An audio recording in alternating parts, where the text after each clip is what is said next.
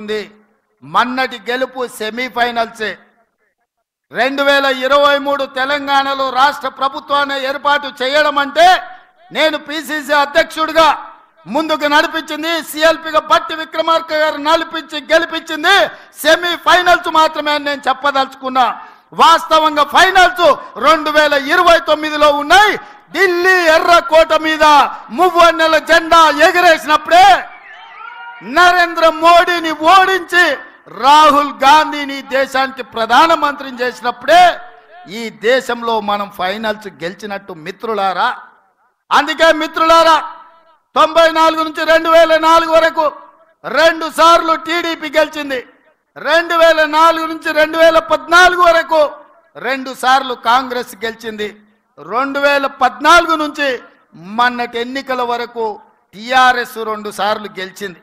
ఇప్పుడు నేను మీ ముందు గర్వంగా సగర్వంగా చెప్పదలుచుకున్న 10 సంవత్సరాలు నిరంతరాయంగా ఈ రాష్ట్రంలో కాంగ్రెస్ అధికారంలో ఉంటుంది.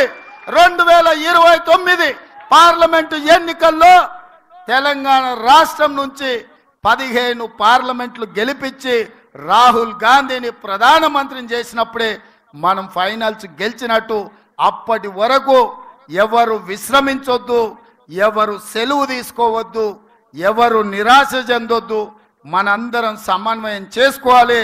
ఇంత ఫైనల్స్కి వెళ్ళే సందర్భంలో మహేష్ గౌడ్ గారి భుజ స్కంధాల మీద మల్లికార్జున్ ఖర్గే గారు, కేసీ వేణుగోపాల్ గారు ఇవాళ కీలకమైన బాధ్యత పెట్టిండ్రు.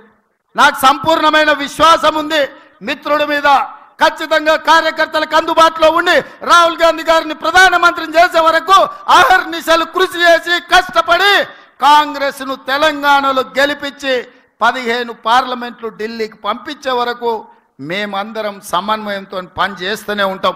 నిన్న మన వాడొకడు వీడొకడు మోపాడు, వాళ్ళు వీళ్ళు వాళ్ళ చెంచాగాళ్ళు కార్యకర్తల మీద కేసులు పెట్టాలనో కార్యకర్తల మీద దాడులు చేస్తామనో ప్రయత్నం చేస్తారు.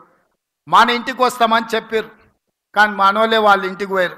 చింతపండు అయినాక చెప్తారు మా ఇంటికి వచ్చి తన్నీరని. సంకనాకనిక విలువాలనా రా చూసుకుందామని.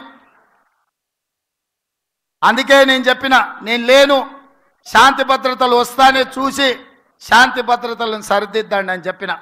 మా కార్యకర్తలు ఎవరి జోలికి పోరు, కానీ ఎవరన్నా మా జోలికి వచ్చి మా మంచితనాన్ని చేతగాని తనం అనుకుంటే చింతపండు అవుతుందని నేను చెప్పదలుచుకున్నా. మా మహేష్ గౌడ్ గారు కొంచెం సౌమ్యుడు అయి ఉండొచ్చు, కాకపోతే వెనకాల నేనున్న సంగతి మరవద్దు.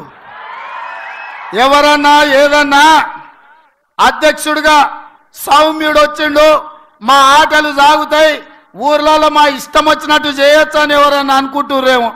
నేను వెనకాలనే ఉన్న బిడ్డ. ఎవరన్నా మా కార్యకర్తల జోలికి వస్తే ఒక్కడొక్కడికి ఉంటుందని నేను చెప్తున్నా. మహేష్ గౌడ్ గారు, నా విజ్ఞప్తి ఒక్కటే, ఒక్క పని నాకు పెండింగ్ ఉండిపోయింది. కార్యకర్తల ఎన్నికలు నేను చేయాల్సిన బాధ్యత ఈ లోపల మీకు వచ్చింది. అది మీ అదృష్టం. రాబోయే 3-4 నెలల్లో బీసీ